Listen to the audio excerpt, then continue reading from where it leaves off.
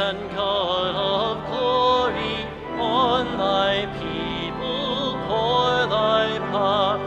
Crown thine ancient church's story, bring her unto glorious flower. Grant us wisdom, grant us courage for facing of this hour, for the facing of this hour. Though the hosts of evil round us